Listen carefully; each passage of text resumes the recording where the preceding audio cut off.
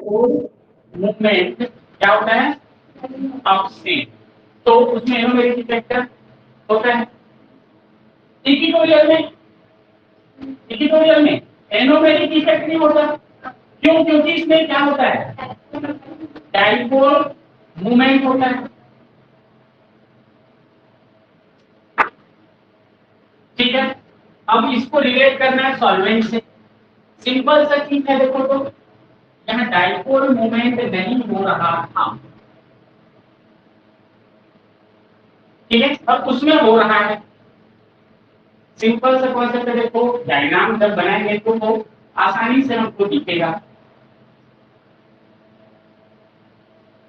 ये था,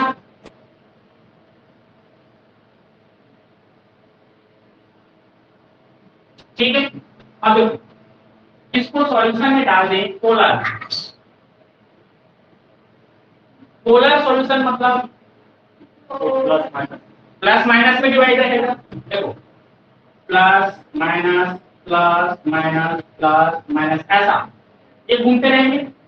होगा क्या, जहां पे डाइपोल मूवमेंट होगा वहां पे जब हम पोलर सॉल्वेंट अप्लाई करेंगे तो क्या हो जाएगा, बीच बीच में घुस जाएंगे प्लस और इसकी ओर, और इधर का जो प्लस वाला वो इसकी ओर। मतलब यहाँ पे जो रिपल्सन है या जो डाइपोल डाइपोल क्या है, इंटरेक्शन है, तो क्या कर देगा, मिनिमाइज कर दे करेगा। सॉल्यूशन है, बीच में घुस गया, घुसा तो क्या हुआ, दोनों का जो डाइपोल डाइपोल एक दूसरे से रिपल्सन कर रहा था उसके बीच में किसी चीज को घुसा दोगे, क्या हो जाएगा, रिपल्सन कम हो गया। रिपल्सन कम हुआ मतलब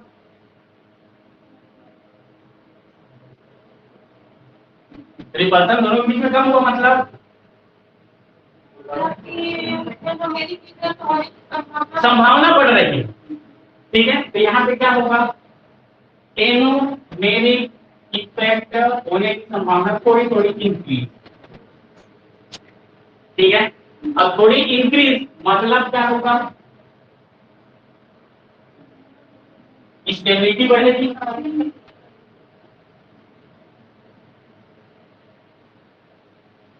ठीक है, सिंपल समझ में आ गया। दूसरा इसका अपोजिट बोलो, उस पर डाइपोल मूवमेंट अपसेंट है, अपसेंट है तो उसको पोलर प्रोटिक में डालो, चाहे पोलर एप्रोटिक में डालो या नॉन पोलर में डालो, कुछ इफेक्ट होगा,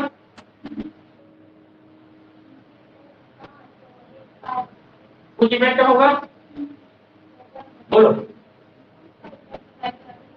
कुछ इफेक्ट होगा कि नहीं, उसमें डाइपोल नहीं है। हाँ, डाइपोल इंटरेक्शन नहीं है, तो बोलो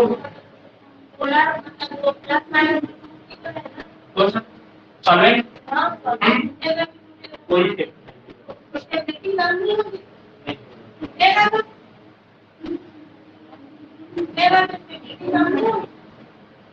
बोलो बोलो बोलो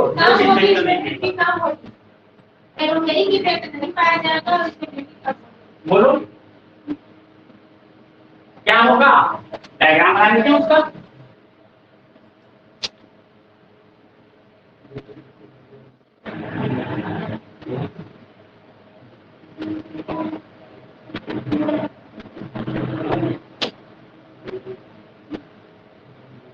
ये होगा, देखो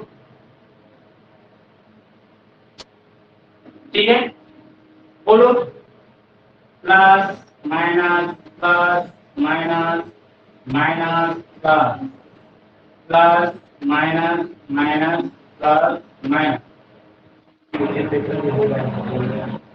बोलो बोलो बोलो बोलो, जो आपस में बात करते हो उसको मेरे को बोलो बोलो बोलो, गलत बोलोगे फांसी पे चढ़ा दूंगा क्या, सही बोलोगे तो पैसा दे दूंगा क्या नहीं, दोनों में कुछ नहीं मिलने वाला। बोलो जो भी है बोलो, जो समझ में आ रहा है बोलो।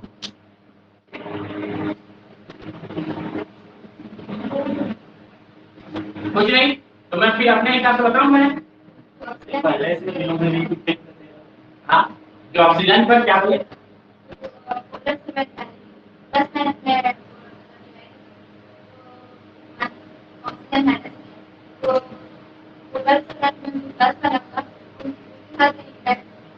हाँ इंटरेक्ट करेगा, तो इंटरेक्ट करेगा, ठीक है। प्लस के साथ देखो ये तो नेगेटिव करेक्टर रखेगा क्योंकि इस पर डाइपोल मोमेंट है, ये भी नेगेटिव करेक्टर रखेगा क्योंकि इस पर भी डाइपोल मोमेंट है।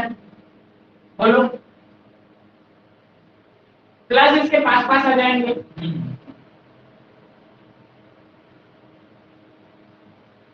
प्लस इसके पास पास आ जाएंगे, तो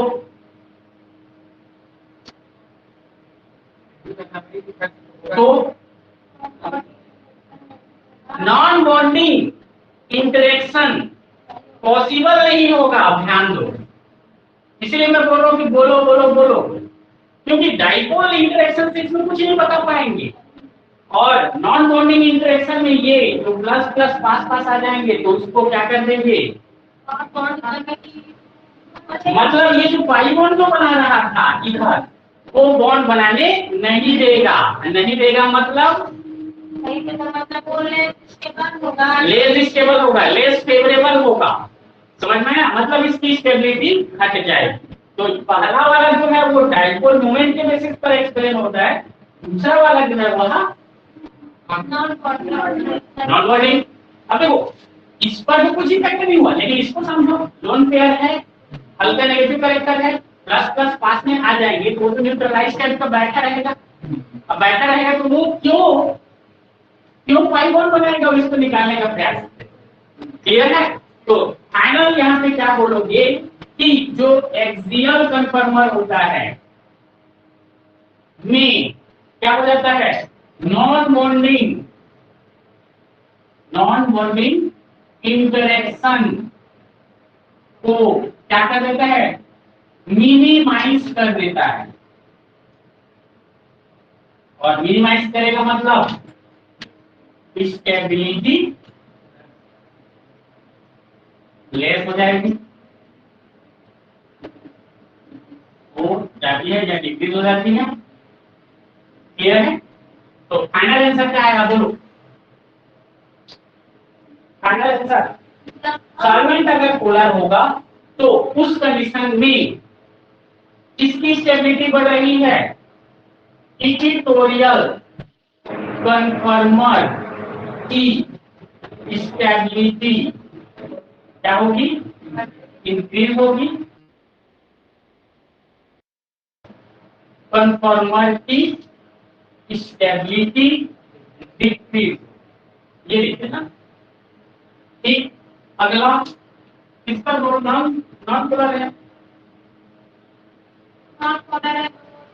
तो इफेक्ट डालेगा नहीं, समझना है, मतलब नॉन पोलर सॉल्वेंट में क्या होता है बोलो, एक्सियल की स्टेबिलिटी क्या होती है, कांस्टेंट रहेगी, जितना है उतना ही रहेगा, और इसकी भी जो अनस्टेबिलिटी है वह भी कांस्टेंट रहेगी। तो लिख लेते हैं इसको, इक्वेटोरियल की स्टेबिलिटी क्या हो जाता है, क्या होता है, कांस्टेंट।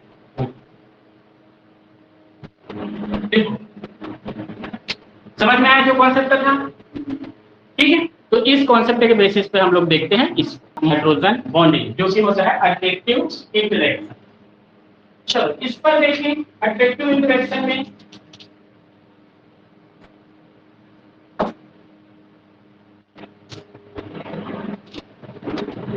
कुछ रिंग या हेटेरोसाइक्लिक रिंग में प्रेजेंट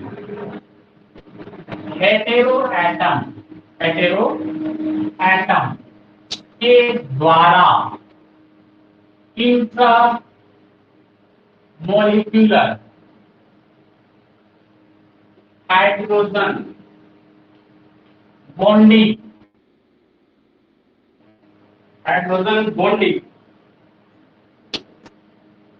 का फॉर्मेशन होता है, होता है। क्या रिंग हेटेरोएटम या हेटेरोसाइक्लिक जो रिंग होते हैं उसमें प्रेजेंट कुछ हेटेरोएटम जो होंगे वो क्या करते हैं, इंट्रामोलिक्यूलर हाइड्रोजन बॉन्डिंग। इंटरमोलिक्यूलर मतलब समझ में आता है, इंट्रामोलिक्यूलर, इंटर मतलब दो अलग अलग में, इंट्रा मतलब एक ही मॉलिक्यूल। हाइड्रोजन बॉन्ड है भूल जाती है, हाइड्रोजन बॉन्ड वही है हायर इलेक्ट्रोनेगेटिविटी वाला एटम क्या करता है, पार्शियली रूप से हाइड्रोजन को अपनी ओर अट्रैक्ट करता है। अट्रैक्ट करने से एक वीक फोर्स ऑफ अट्रैक्शन उत्पन्न हो जाता है जिसके कारण से एक पार्शियली बॉन्ड का फॉर्मेशन हो जाता है, उसको हम बोलते हैं hydrogen bonding. Intermolecular hydrogen bonding मतलब दो अलग अलग मॉलिक्यूल्स के बीच हो तो इंटरमोलिक्यूलर, और इंट्रा मतलब एक ही मॉलिक्यूल्स में उपस्थित दो एटम्स के बीच अगर हाइड्रोजन बॉन्डिंग होता है तो वो कहलाता है इंट्रामोलिक्यूलर हाइड्रोजन बॉन्डिंग।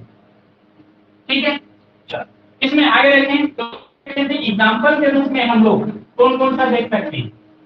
तो इसमें एक हो सकता है या तो Na, यही दो हैं जिनके द्वारा क्या किया जाता है,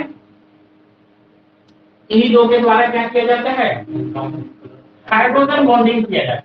हाइड्रोजन बॉन्डिंग किया जाता है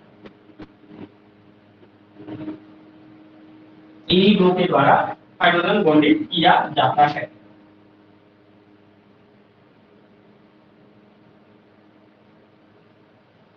और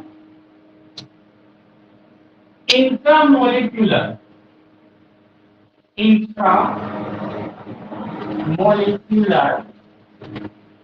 हाइड्रोजन बॉन्डिंग के कारण हाइड्रोजन बॉन्डिंग के कारण तो जो कन्फर्मेशनल प्रेफरेंस है हेटेरोसाइकिल्स में कन्फर्मेशनल प्रेफरेंस प्रेफरेंस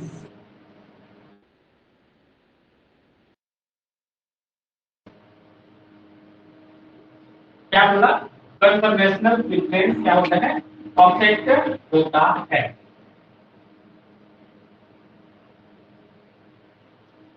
ध्यान देने वाली बात क्या है यहाँ पे कि जैसे हम लोग पढ़ते हैं क्या बोले थे, जो मोर बल्कि ग्रुप होगा वह हमेशा इक्विटोरियल ई होगा।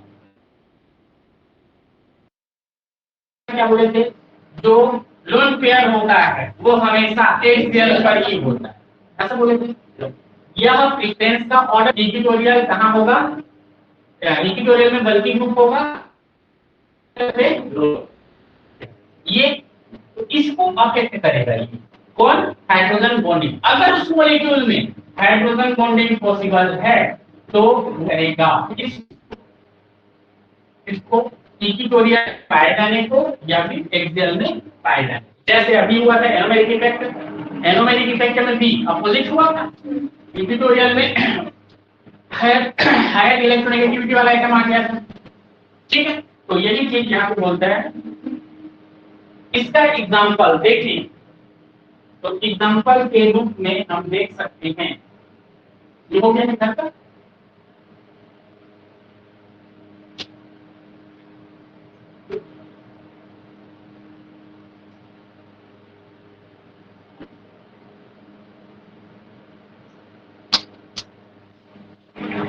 चलो एग्जांपल के रूप में देखें तो एग्जांपल में हम क्या बता सकते हैं, तो एग्जांपल देखते हैं इसका। एक कंपाउंड है वो है हमारा 3 3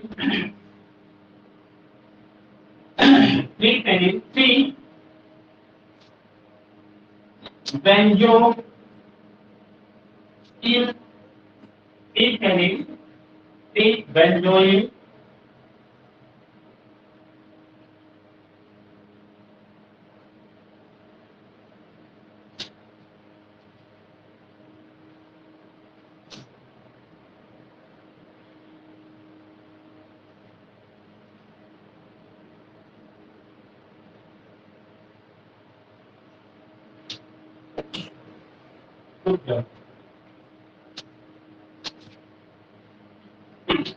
इसका एग्जांपल देखते हैं।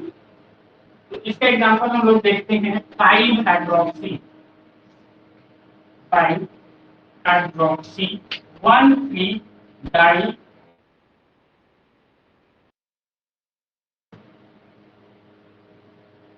देखो तो ऑक्सीजन 1,3 ऑक्सीजन मतलब क्या, ऑक्सीजन जो होगा 6 मेंबर वाला होगा और वो एक दूसरे से 1 और 3 पोजीशन पे होंगे।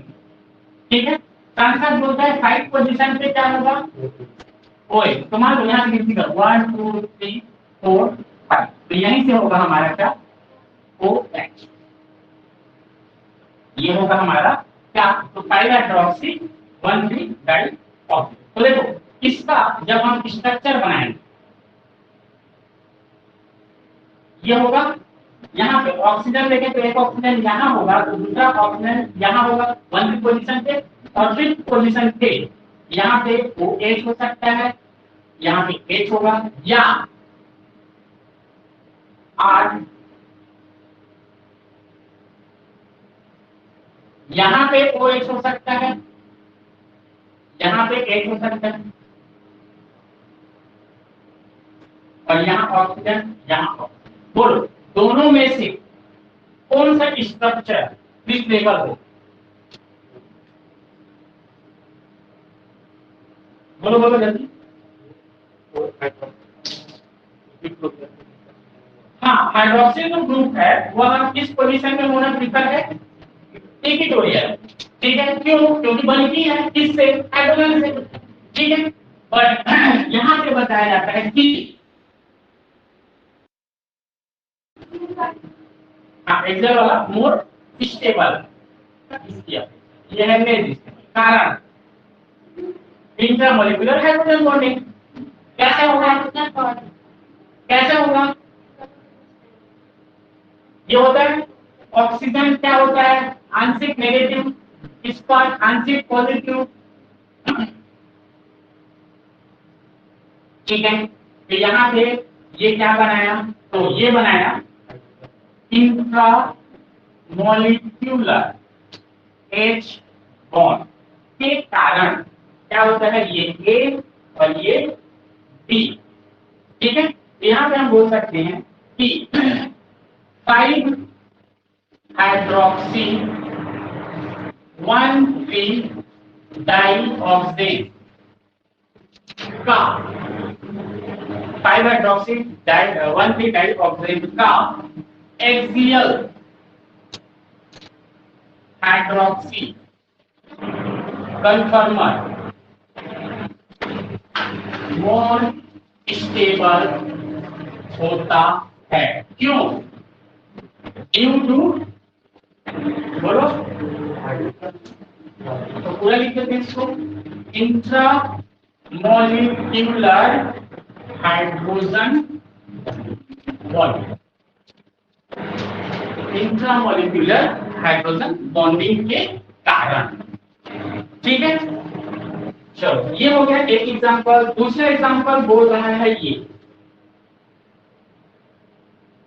एग्जांपल 2, तो एग्जांपल 2 बोलता है 3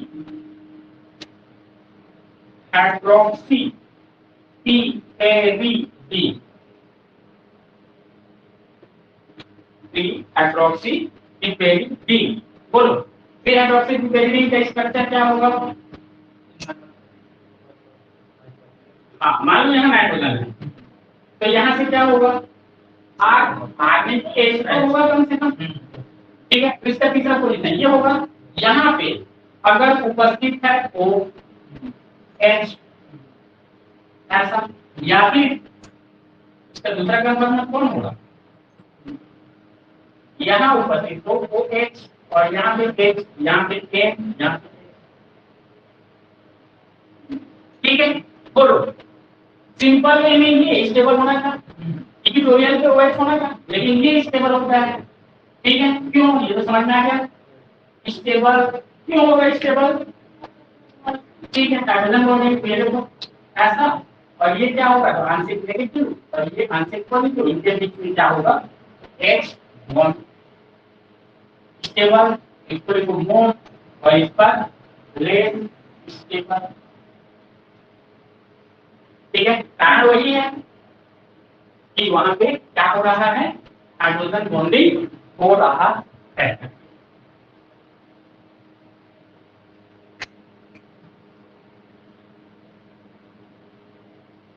और है क्या उसमें हाइड्रोजन बॉन्डिंग की बात पूछे?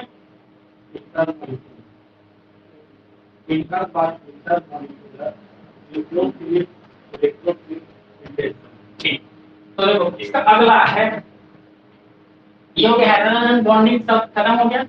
इसके बाद अट्रैक्टिव इंटरेक्शन में दूसरा होता है हमारा इंट्रामॉलिक्यूलर, इसको सुना लेना, इंट्रामॉलिक्यूलर ही होगा। न्यूक्लियोफिलिक,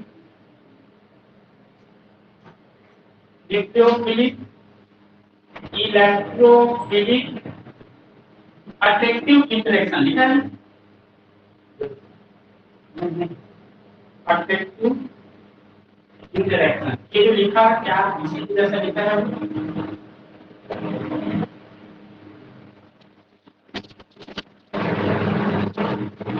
ठीक, ये है अगला टॉपिक। तो इसमें क्या बोलता है इसको देखें।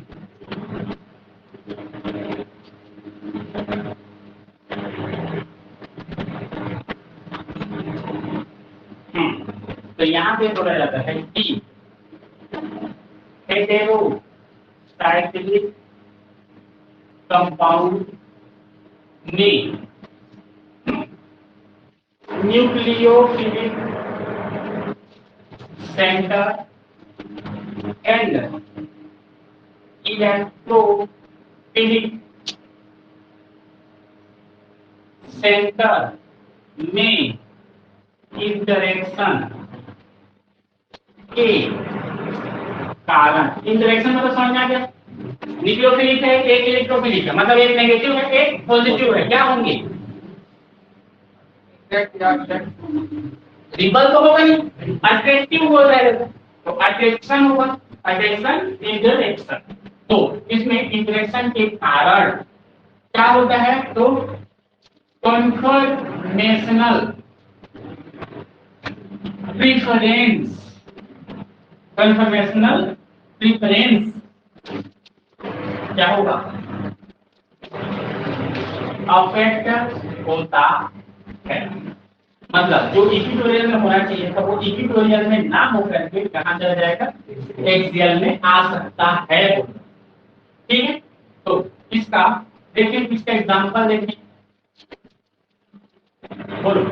ठीक है,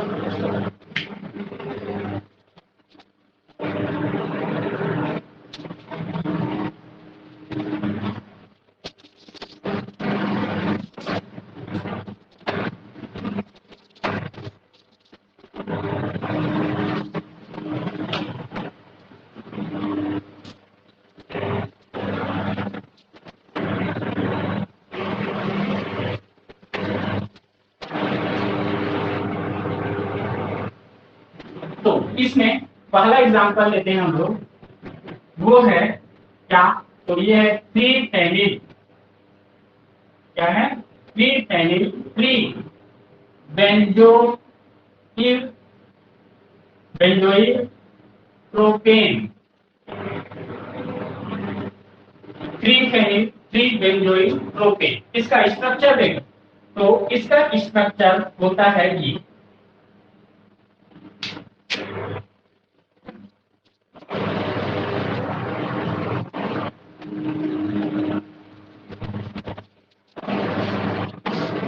इसका स्ट्रक्चर है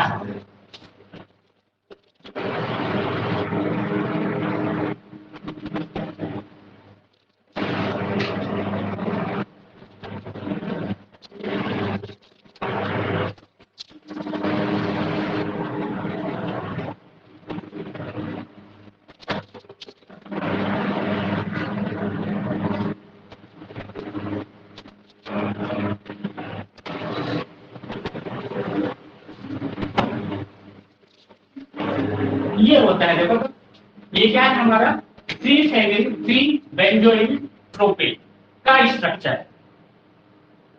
ठीक है, समझ में आया? यहाँ इलेक्ट्रोफिलिक सेंटर कौन सा है? जहां पे इलेक्ट्रॉन डेंसिटी कम होगा वो सेंटर क्या होगा? Electrophilic centre. और जहां पे इलेक्ट्रॉन डेंसिटी ज्यादा है वह क्या होगा? Nucleophilic centre. जैसे कि ये क्या है? Nucleophilic centre. इलेक्ट्रोफिलिक सेंटर देखो, ये जब लिखा जाएगा तो ये कहिए कि ये भी क्या होगा? न्यूक्लियोफिलिक सेंटर होगा। और ये क्या होगा? पॉजिटिव। तो ये क्या होगा हमारा? Electrophilic centre. तो देखो, फिलहाल के लिए इसको ऐसा हम नहीं लिख करके क्या लिख रहे हैं? तो ये आंशिक नेगेटिव चार्ज रखेगा ऊपर वाला, और ये रखता है आंशिक पॉजिटिव। क्लियर है? अब देखो, हमेशा प्लस माइनस आपस में एक दूसरे को क्या करते हैं? अट्रैक्ट करते हैं। तो यहाँ पे क्या होगा? इनके बीच में अट्रैक्शन उत्पन्न हो जाएगा।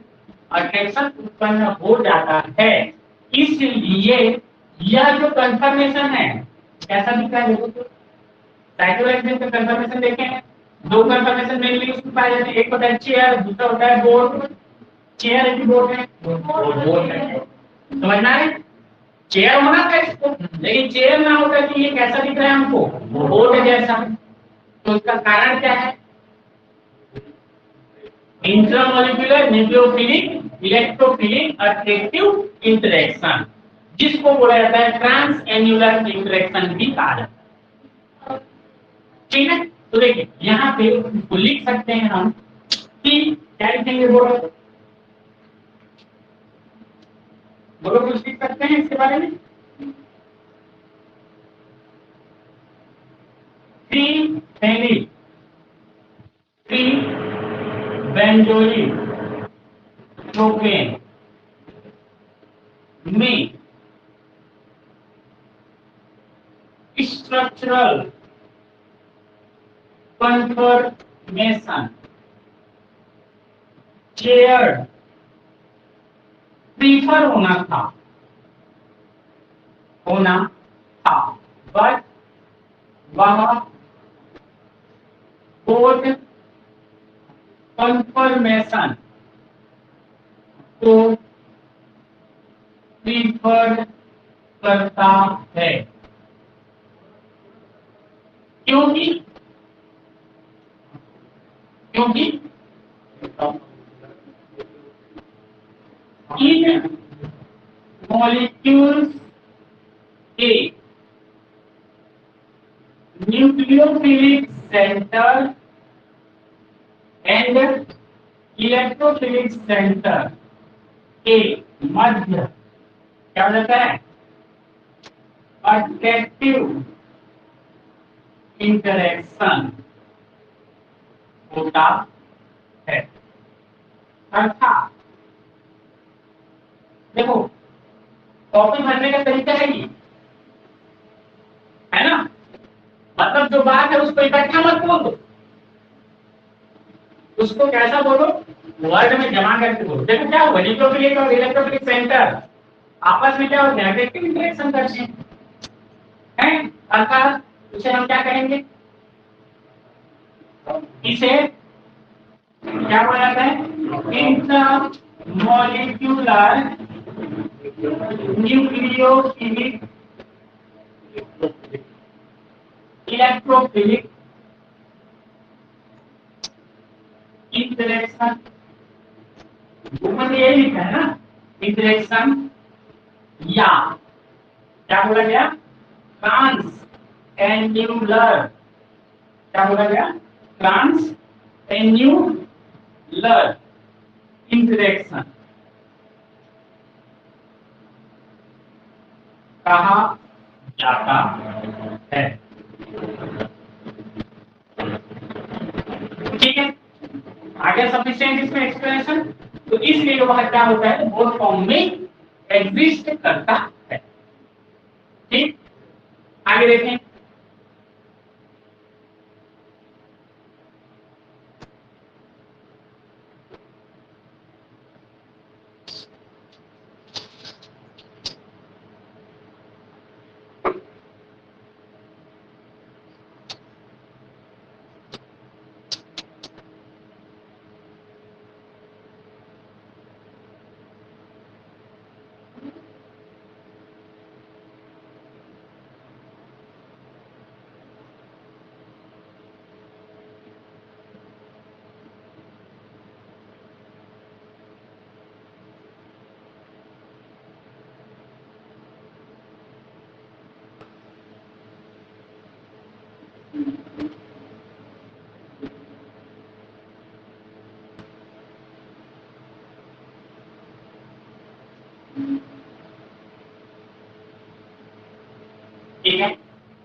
तो आगे बोलता है इसमें 3 हेनरी 3 बेंजोइल प्रोपेन के लिए IR and 3 Henry 3 benzoyl propane के लिए IR and UV spectra consider करने पर कंसीडर करने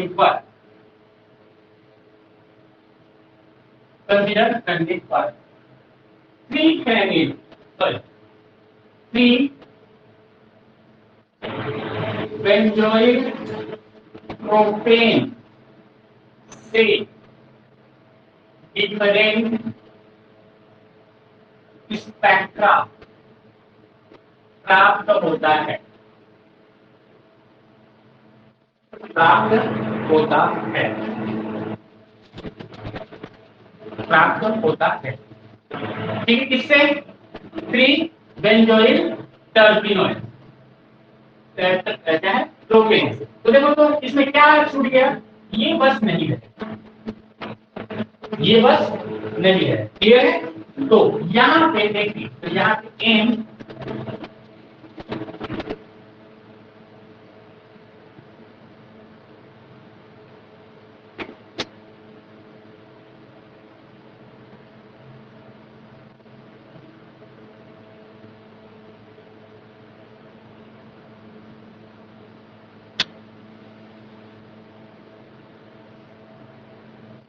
ये होगा इसी का स्ट्रक्चर इसका,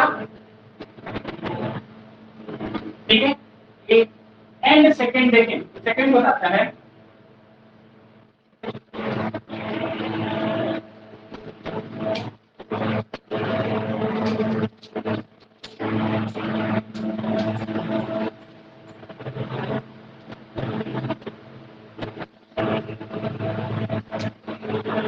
ये 3 वाला है,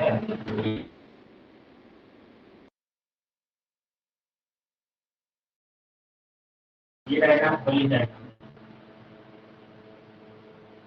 ये क्या होगा ऐसा एक ही सिंपल, ठीक है। मतलब ये भी यहां से नहीं कर सकता होगा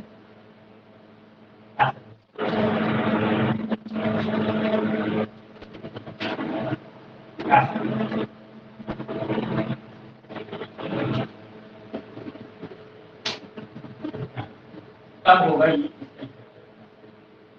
ठीक है। आगे देखें इससे जुड़ा हुआ ग्रुप कौन सा, तो ये है हमारा H और ये है हमारा C डबल बॉन्ड O और ये है E6 है, ये इसको ऐसा लिख सकते हैं, ठीक है। ये हो गया इसका डी कंफर्म,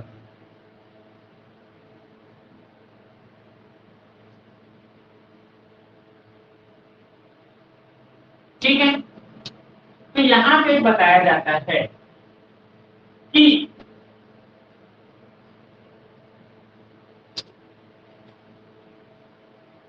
अगर इसका IR और UV हमको प्राप्त होता, इसका IR और UV प्राप्त होता, तो इससे प्राप्त होने वाला UV और IR में कुछ ना कुछ तो सिमिलरिटी मिलती है। जो बोल रहा हूँ समझ में आ रहा है क्या बोल रहे हैं, तो यहाँ पे बोल रहे हैं 3 बेंजोइल प्रोपेन के एक परमाणु का IR एंड UV स्पेक्ट्रा प्राप्त होता, तो वह किससे 3 बेंजोइल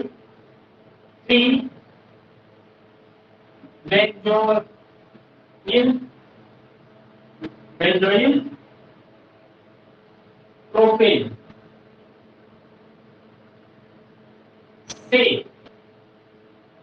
प्रोपेन से कुछ सिमिलरिटी रखती, कुछ सिमिलरिटी रखता, कुछ सिमिलरिटी रखता, बट ऐसा नहीं है। अतः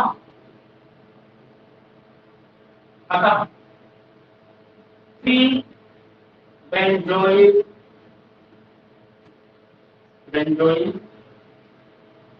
प्रोपेन का डी कन्फॉर्मर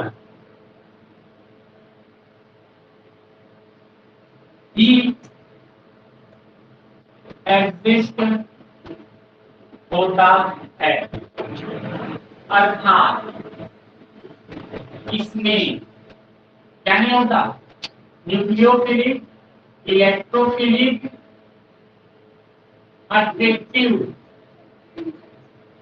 अट्रैक्टिव इंटरेक्शन नहीं पाया जाता है। इसलिए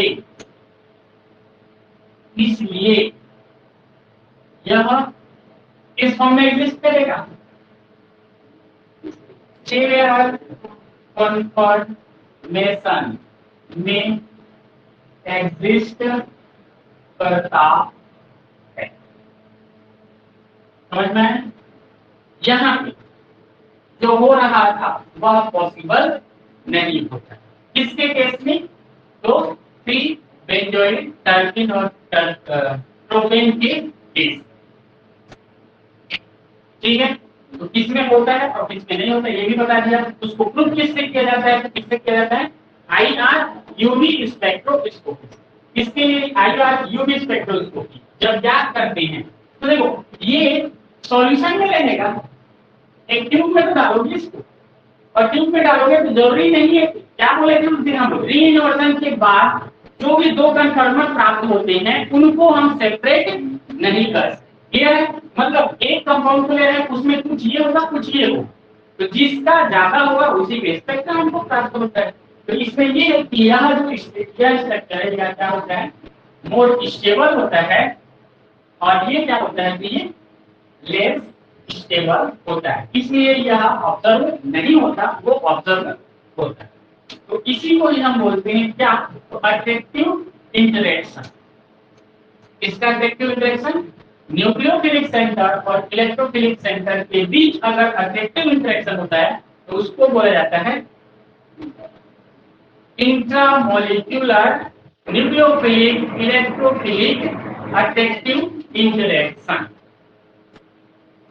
ठीक है, इतने में ये जो यूनिट वो कंप्लीट। एक बच रहा है इसमें से कौन सा, टॉर्सनल एंगल, बस एक ही छूटा है।